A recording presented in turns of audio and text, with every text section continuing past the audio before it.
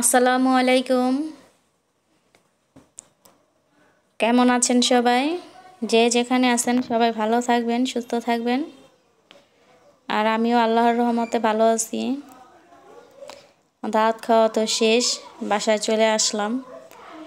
আর আমাদের সাথে মেহমানও এসেছিল। বাসায় তো এসে রান্না বান্নাও করতে হবে। যেদিন এসেছিলাম সেদিন আমার জায়ের ঘরে খাওয়া দাওয়া করেছি। আর তারপরের দিন আমাদের ঘরে খাওয়া দাওয়া হয়েছে, রান্না বান্না। একটু শীত শীত পড়েছে, তাই ভাবলাম সকালবেলা চাপটি বানাই, ভর্তা দিয়ে খাওয়া যাবে।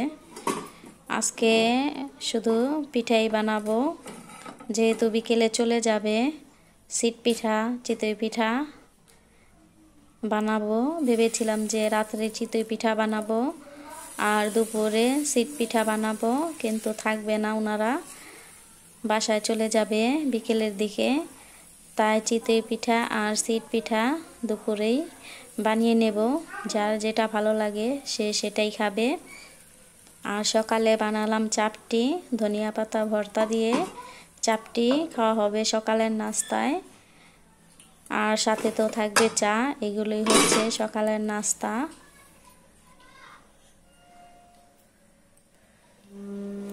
আর আমার মেয়ে এখন খেয়ে নিচ্ছে।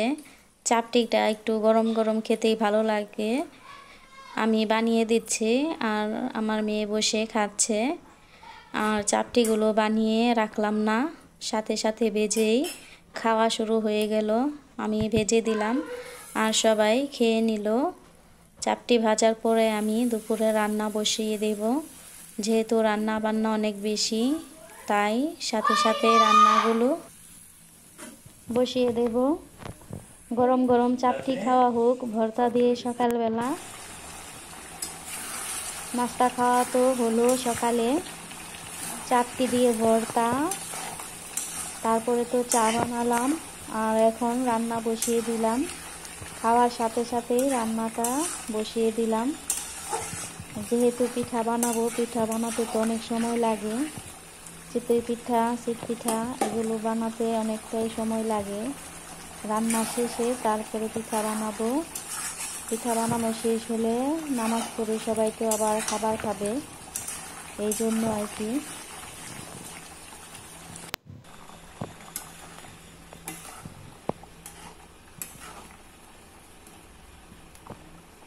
মুরগির মাংসটা হতে থাক, তারপরে আমি একটু মাছ রান্না করব ভাত দিয়ে খাওয়ার জন্য।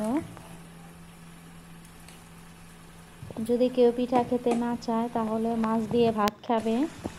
আর বেশি কিছু রান্না করব না, পিঠা যেহেতু বানাবে, ভাত তো খাওয়া হবে না, এই কারণে এই যে মাছ রান্না করছি, এতটুকুই মাছ রান্না করব। এগুলো রান্না শেষ হলে তারপরে পিঠা বানানো শুরু করে দেব। মাছ আর মুরগির মাংসটাই রান্না করে দেখালাম, গরুর মাংসটা আর দেখালাম না। আর এখন পিঠা বানাতে চলে যাব। আমি দুই চুলায় দুইটা তাওয়া দিয়ে দিলাম, একটা চিতই পিঠা আর একটা শীত পিঠার। চিতই পিঠাটা আমার যা বানাচ্ছে আর শীত পিঠাটা আমি বানাবো, দুইজনে মিলে বানালাম। এর জন্য আর কি পিঠাগুলো বানানো তাড়াতাড়ি হয়ে যাবে।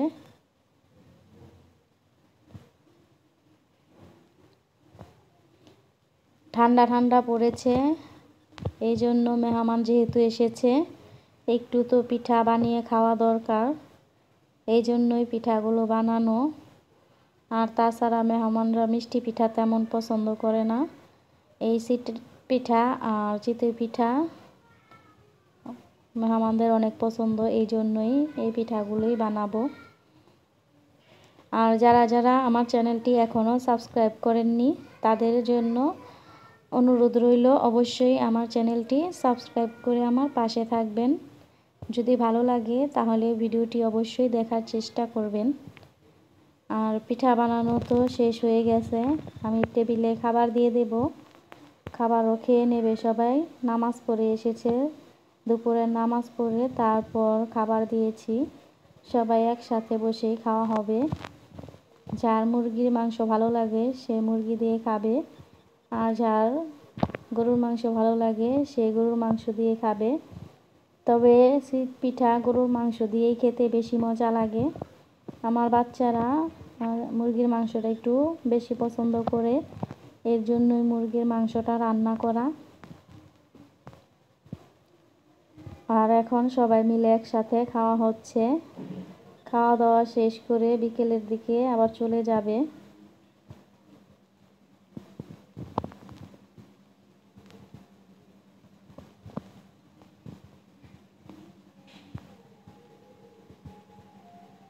সবাই বসে পড়েছে আর একসাথে বসে খাওয়াও হচ্ছে।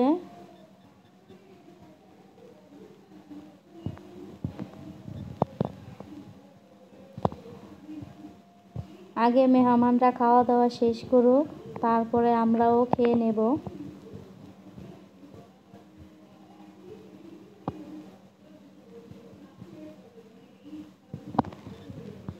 টাটা, আল্লাহ হাফেজ, আল্লাহ হাফেজ। আচ্ছা না ব্যাগ দিতে আপনার কত দিন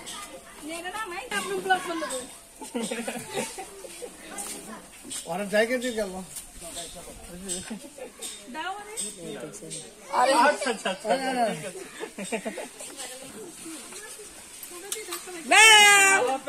যাও আল্লাহ নাম যাও যা দেখে খোদা হাফেজ, tata bye bye bye bye tata tata tata tata tata ভুলে থেকে হাসবো খেলে আইবো আল্লাহ এক এক আই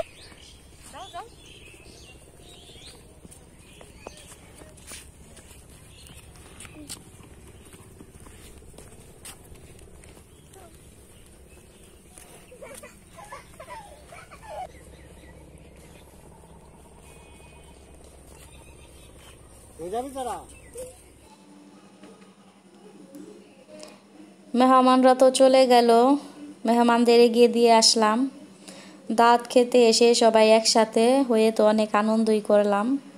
আনন্দের তো শেষ নাই, সবাই একসাথে হলে অনেক আনন্দ হয় আর ভালো লাগে।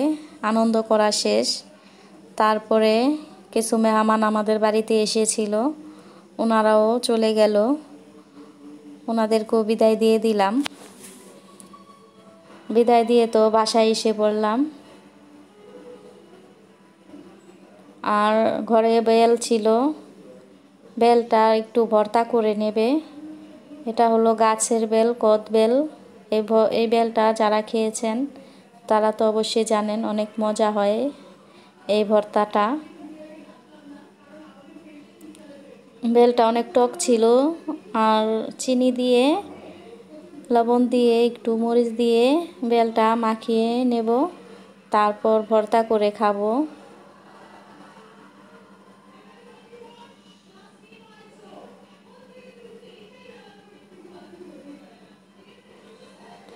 চিনি আর লবণ দিয়ে মাখানো হয়ে গেছে। একটু ধনিয়া পাতা আর একটু কাঁচামরিচ দিয়ে দেব। এভাবে করে ভর্তা বানিয়ে কদবেল খাওয়া হয়। আর সবাই ভালো থাকবেন, যে যেখানে আছেন আমাদের জন্য সবাই দোয়া করবেন। সবাই সুস্থ থাকবেন, ভালো থাকবেন, এই বলে সবার কাছ থেকে বিদায় নিয়ে নিলাম। আল্লাহ হাফেজ।